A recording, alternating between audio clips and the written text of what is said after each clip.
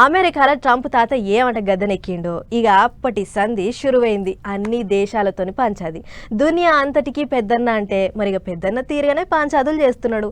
వాళ్ళతోని వీళ్ళతోని జోరుగా ముచ్చట్లు పెడుతున్నాడు. ఇక గిట్లనే యుక్రెయిన్ దేశం అధ్యక్షునితోని మాట ముచ్చట చేస్తుంటే ఏమైందో చూడుర్రి. పెద్ద మనిషి పిలిచి మాట్లాడుతున్నాడంటే లొల్లి చల్లబడ్డట్టే అనుకున్నారు అంతా. కానీ నిప్పులో ఉప్పేసినట్టు అయింది కథ. యుద్ధం ఆపుండ్రి, ఏమన్నా ఉంటే రష్యాతోని కూకొని మాట్లాడుకోండ్రి అని ట్రంప్ కాకగా యుక్రెయిన్ దేశం అధ్యక్షుడిని తెల్లకోటకు పిలుచుకొని శాంతి శాంతి అన్నట్టు ముచ్చట్లు చెప్పిండు.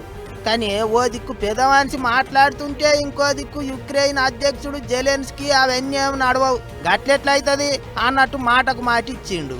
ఓ కొడుకో తెల్లకోటకు పిలుచుకొని చల్లగా ఊకబెట్టి మాట్లాడుతుంటే పిల్లగాడు నా మీదకి వెళ్ళేస్తాడు. అమ్మ గిట్లయితే ఇక మూడో ప్రపంచ యుద్ధం వస్తుంది, చలో నడువిగా చూసుకుందామంటే చూసుకుందాం అన్నట్టు ఏలు చూపెట్టుకుంటూ మాట్లాడిండు ట్రంప్ కాక. అందరిని పిలిచి కెమెరాల ముంగట మాట ముచ్చట చేస్తే గిట్ల నలుగుట్ల నాదనేటట్టు చేస్తావా అని యుక్రెయిన్ అధ్యక్షుని మీద ట్రంప్ కాక మస్తు కోపానికి వచ్చిండు. ఏదో సామరస్యం చేద్దామని చూస్తే మాటింటలేడు, చల్లగా బతుకుడు ఇష్టం లేనట్టున్నది అన్నట్టు మాట్లాడిండు ట్రంప్. రష్యా దేశపోళ్ళు కూడా గరం అయినరు. మర్యాదగా పిలిచి మాట్లాడితే గట్ల చేస్తారా అన్నట్టు ఓటి మాటలు అన్నారు.